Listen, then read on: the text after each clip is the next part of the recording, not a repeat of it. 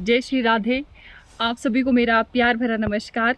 तो अभी आप जैसे देख सकते हैं कि हम अभी हैं लगभग 8,000 फीट की हाइट पे। तो आज हम अपने बगीचे आए थे।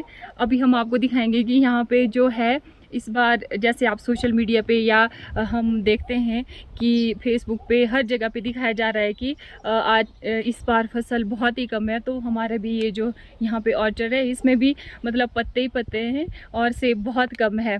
तो इसके अलावा जो है आप देख सकते हैं कि इसमें जो पत्ते हैं इसमें बहुत पहले ही पता लग चुका था कि इसमें फसल बहुत कम है। हमने नेट नहीं डाला और उसके बाद ओला आया और उसके बाद फिर से सत्यानाश हो चुका है पूरे बगीचे का। तो इसमें काफ़ी ज़्यादा मतलब इस बार यहाँ पे जो है हार्म हुआ है मतलब ओले की वजह से भी।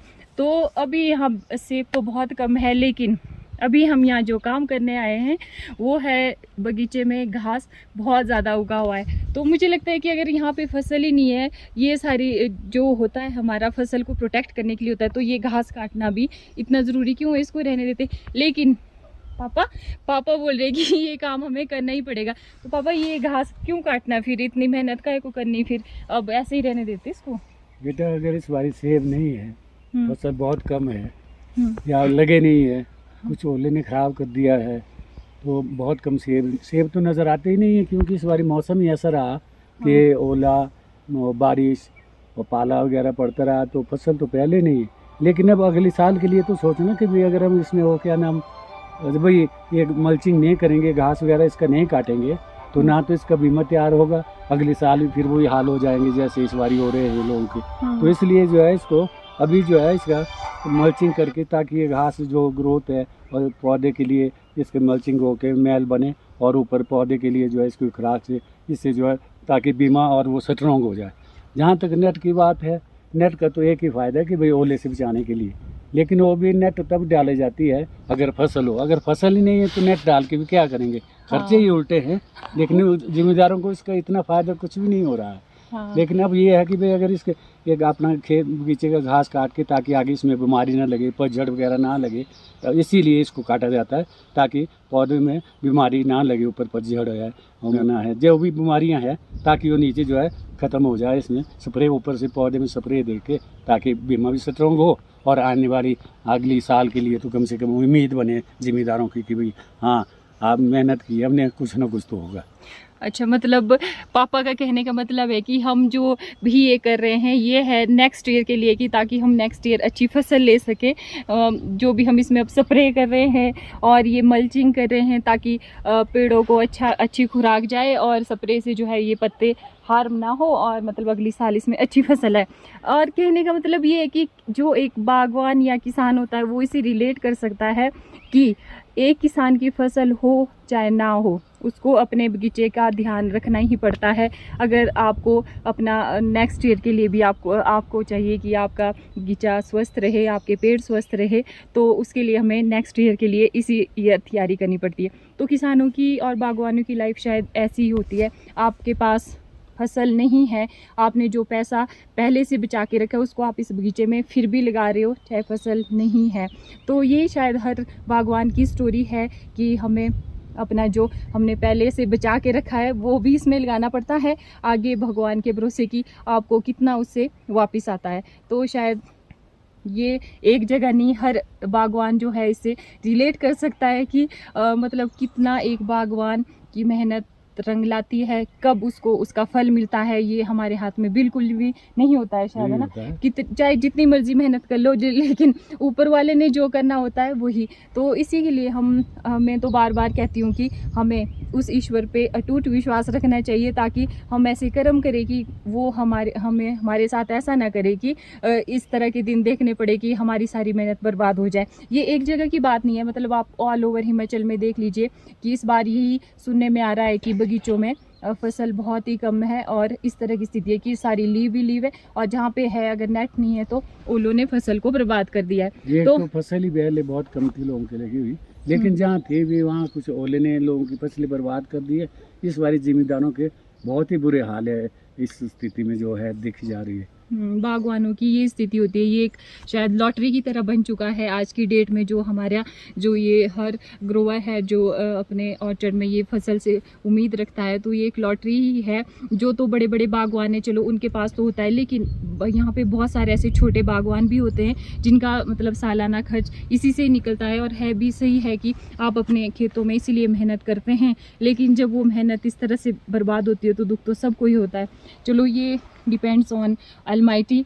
तो हम भगवान से यही प्रार्थना करते हैं कि आगे कभी भी इस तरह की स्थिति ना हो और मनुष्य के ऐसे कर्म ना हो कि ईश्वर हमें इस तरह की स्थितियां जो है दिखाए। ये स्थितियां क्यों दिख रही है ये हम सब भी जानते हैं कि हम समाज में हमारा मनुष्य का एज ए ह्यूमन बीइंग अब हम अपना क्या योगदान दे रहे हैं। ऐसे तो भगवान को किसी के साथ कोई दुश्मनी नहीं है, लेकिन हमारे खुद के कर्मों से ये सब जो है ये एनवायरनमेंट में हो रहा है। सेब एक ऐसी फसल है जिसमें जो है लेबर है और गाड़ी वाले हैं, हर आदमी को जो है इससे जो है कुछ ना कुछ रोज़गार मिल जाता है। लेकिन सेब ना होने की वजह से बहुत सारे मजदूर बेचारे ऐसे हैं जो इसी वजह से यहाँ हिमाचल में आते हैं काम करने के लिए, चाहे वो लोकल है चाहे बाहर से नेपाल से आते हैं। वो भी बेचारे इस टाइम जो है देख रहे हैं कि भी इस बारी तो खर्चे ही निकालने मुश्किल हो गए अपने। लेकिन काम जब नहीं होगा, जिम्मेदार भी क्या कराएगा जब फसल ही नहीं है, तो क्या मेहनत कराएगा, क्या काम कराएगा होगी। तो इस वजह से जो है जिम्मेदार जो है बहुत बुरी स्थिति में इस साल। मतलब ये कि यहाँ पे जो है एम्प्लॉयमेंट भी कम हो सकती है इस साल। जैसे बगीचों में जहाँ पे 15-15 नेपाली कंटिन्यू 4-4 महीनों तक लोगों के पास जो है मतलब अपना रोज़गार पाते थे, तो इस बार तो मुझे लगता नहीं है कि बहुत कम ऐसे बगीचे होंगे जहाँ पे इतने नेपाली की ज़रूरत है, जहाँ पे मशीनें लगी हैं। तो हर जगह से तो हम यही देखते हैं कि यहाँ पे स्थिति ऐसी है। तो चलो डिपेंड्स ऑन अलमाइटी। तो अब पापा हम अपना काम शुरू करते हैं। अभी मैं दिखाती हूँ आपको कि पापा तो बोल रही है करना ही पड़ेगा। अब ये घास दिखाते हैं, यहाँ पे बहुत ज़्यादा लंबा घास है और उसको हम अब काटते हैं। यही हमारे हाथ में है मेहनत करना, बाकी फल देना तो ऊपर वाले के हाथ में। जय श्री राधे। ये आप देख सकते हैं बगीचे में बहुत ज़्यादा घास है, वैसे इसको काटना तो ज़रूरी है, ओवर ही हो चुका है।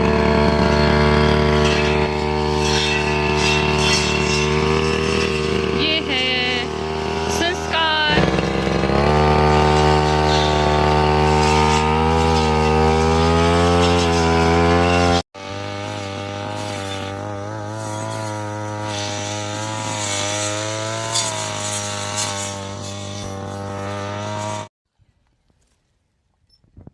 ये देख सकते हैं सेबों की हालत बहुत ही खराब हो चुकी है ओलों से।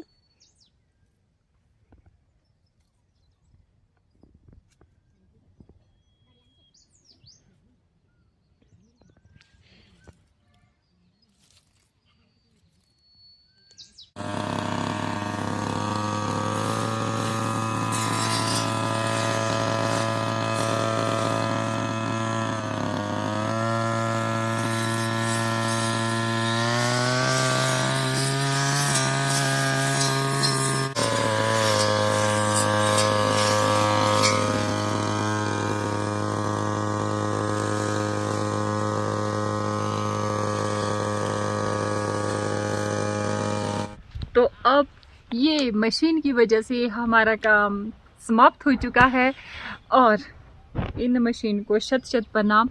जो काम लगभग मतलब 4-5 लोगों के द्वारा भी एक दिन में ख़त्म नहीं हो सकता था, वो हमने चंद घंटों में अभी ये काम अपना समाप्त कर दिया है। और इन मशीनों को हम प्रणाम करते हैं। जैसे हम देख सकते हैं कि टेक्नोलॉजी हमारे लिए जितनी सुविधाजनक है उतनी ही हमें ध्यान भी रखना पड़ता है। ये जो है ये मशीन है घास काटने की, तो मैक्सिमम लोग इसको प्रयोग कर रहे हैं। अगर इसको पूरी सुरक्षा के साथ इसका प्रयोग किया जाए तो ये बहुत ही मतलब हेल्पफुल हो सकती है हम लोगों के लिए। पहले हाथ से अगर हम घास काटते थे बगीचों में तो कितना टाइम लग जाता था, लेकिन इससे चंद घंटों में ही काम ख़त्म हो जाता है।